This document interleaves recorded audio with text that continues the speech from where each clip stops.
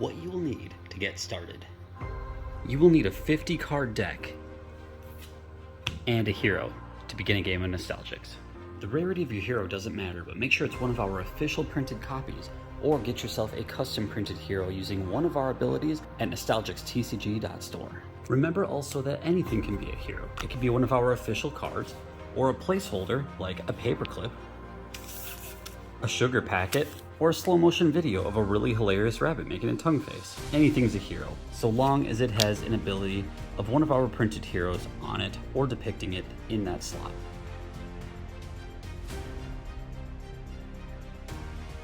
Once you and your opponent are fully shuffled, place your deck in the deck zone on your playmat, and your hero face down.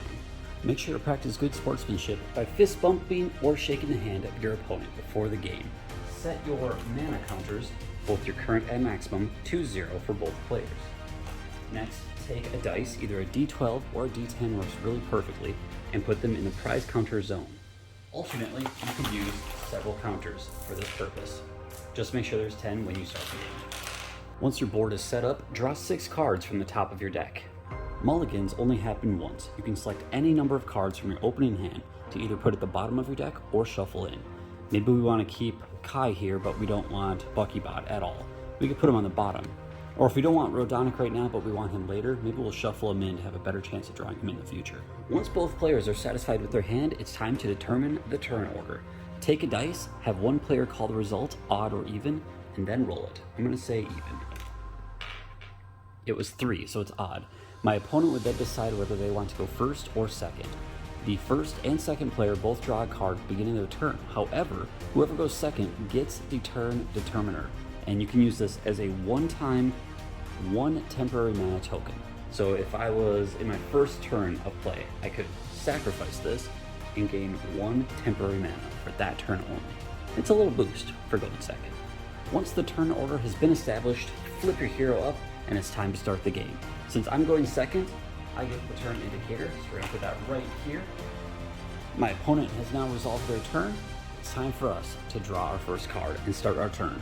So here we go. We're gonna draw a card. We're going to increase our current and maximum mana to 1. Every turn, your maximum mana goes up by 1, and your current mana flushes and then refills to that limit. Certain cards can push your current mana past your maximum. This is more of your maximum that you gain every turn at the beginning of your turn. There is also one card in the game that will push you beyond 10, but it's rare, so we're not going to go into that in today's how to play guide. So starting our turn, we have 1 mana.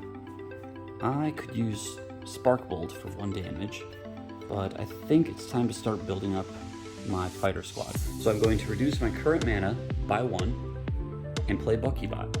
Buckybot's a fighter, which is indicated by the health in the bottom left. The type of the fighter is in the top left.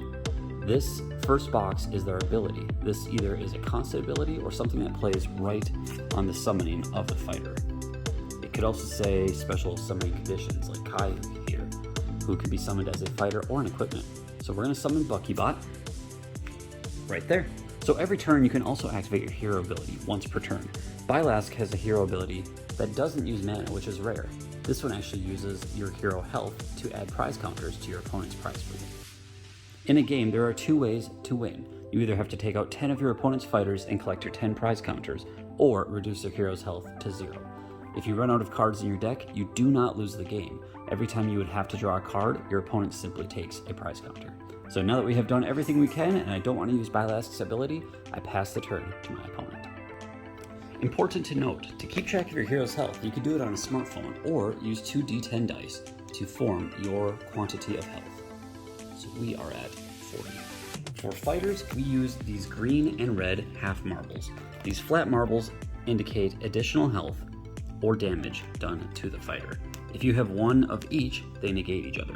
Sometimes this is relevant because you could have boosts from other mechs in play for Buckybot, but it would still have damage. So if a bot left, it would reduce a +1, which could kill it. I usually don't like to take these off. If they balance out, I leave them both on the fighter to indicate damage and boost to its health. If the fighter gets an additional boost to its attack, I use dice. So if I put a 1 here, that shows that Magnetic Bite is going to do 2 damage whenever I attack next. These 3 indicators basically form the basis of how we are keeping track of all counters and statuses in Nostalgix. Alright, my opponent has now finished their turn and summoned a Baby Card Dragon. Baby Card Dragon costs 2 and has 3 health. It is a fire-type fighter, and has an ability that says your opponent voids the top card of their deck when this is summoned. So we had to void the top card, which was a Buckybot. Dang it, we needed that later. So this also has 1 attack, Hyper Heat. You may void 1 card from your hand. If you do, this attack does 2 more damage.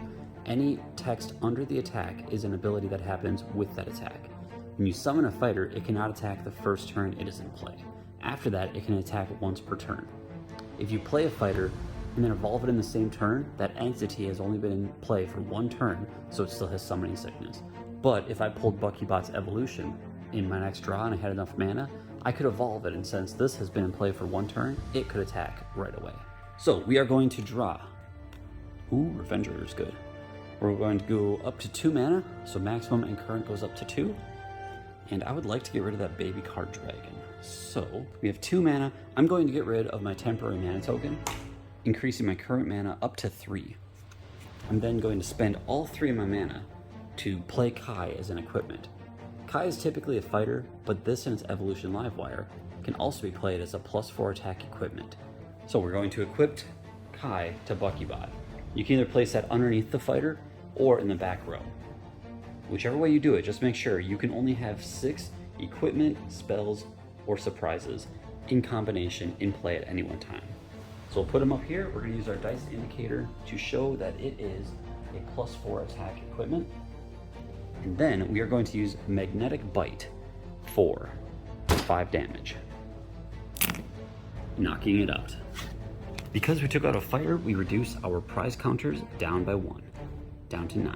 Our opponent has ended their turn and played a surprise card. Surprise cards cost 3 to place face down and cost nothing to activate if the card's conditions are met. Every surprise costs 3, so when they put a card face down, you know it's a surprise and it can only be that. Let's see what happens. So we are going to draw for our next turn. We're going to go up to 3 mana. It's also very important to check all of your cards in play. Make sure you didn't miss any abilities. Even recording this video, I'm going to point out that Buckybot says for every mech you control, this gets +1 health. Because it does not say every other, that includes itself. So we're going to give it a +1 health indicator. So now we have 3 mana. Let's see what we can play. Quite a bit, honestly. We could play Rodonic. We could play this arena called Shellstorm. Arenas go right up here on the playmat and affect both players. If your opponent plays an arena, it disables yours and sends it to the void. Shellstorm says all of a player's fighters and tokens without equipment take 1 damage at the end of that player's turn. Since we have a Buckybot with an equipment, I think this is a good move. So we're going to go down 3 and play Shellstorm. Since my opponent has no fighters, I'm going to attack their hero. Whether they have fighters or not, you can target any of their fighters or their hero unless one of their fighters has Taunt. Taunt is an ability that makes it so you have to hit Taunt fighters before you can target non-Taunt fighters. So I'm going to use Buckybot, Magnetic Bite to your hero for 5 damage. My opponent has ended their turn and summoned 2 fighters, Panbu and Biceptus. Since neither of them had equipment, they both took damage from Shellstorm. Panbu doesn't have a damage counter on it, let's see why. Restore 1 health at the end of your turn. This fighter takes 1 less damage from attacks, so it restored the damage dealt from Shellstorm. Biceptus, on the other hand, says you may sacrifice a water fighter to give this fighter +2 attack and fully heal it. It's gonna be hard to take out, but look down here. Weakness, metal. Resistance, water. What type is Buckybot? Metal. We're gonna have no problem taking that out. I will draw for turn, put my mana up to 4, and let's see what we're gonna play this turn. I could just summon Kai as an equipment and make my Buckybot even stronger, but I think I want to deal some damage to these guys first. So I'm going to use Magnet Storm. This is a spell, which is indicated by the handout here. You can use spells anytime during your turn and only your turn. To play them, simply do the cost and play them in the back row and resolve the effect immediately. So we're going to go down 2 and play Magnet Storm. Deal 1 damage to all heroes and fighters in play. Since Panbu only takes less damage from attacks, he still took the full brunt of that one. We'll resolve the card, and let's see what else we got. We got 2 more mana. I think I'm going to use Sparkbolt. For 0 mana, super good card. Deal 1 damage to anything. So I'm going to play this and deal 1 damage to Panbu. That destroys it, and I reduce my prize counters by 1. What else we got? We got 2 more mana. I think I'm going to just attack with Buckybot to Biceptus It does 5 damage, but because it has weakness, it's actually dealing 10 damage, destroying Biceptus by quite a large margin and reducing our prize counters down to 7. My opponent has ended their turn and summoned 2 more fighters. They summoned Baby Card Dragon and Panbu. Panbu again recovered the damage from Shellstorm.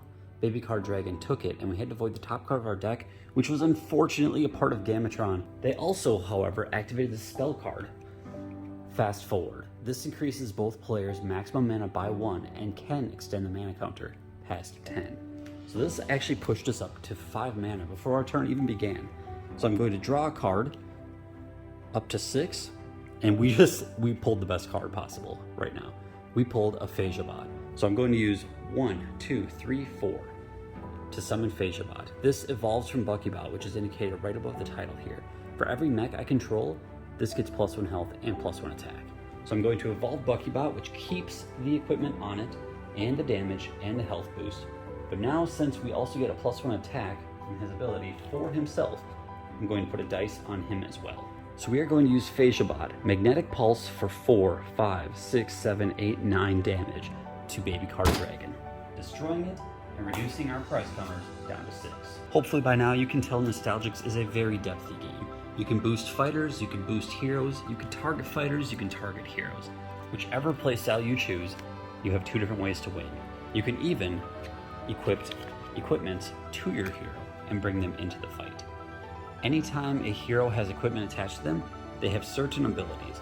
It can be directly what the equipment does, or in the case of something like Revengerator, if equipped to a hero, give it +2 attack instead. When a hero is damaged directly by an attack, so say Panbu attacks our hero and hits it, all equipment on the hero are destroyed instantly when the damage is dealt. Some fighters even summon tokens. You can have 7 fighters in play at any one time, but infinite tokens.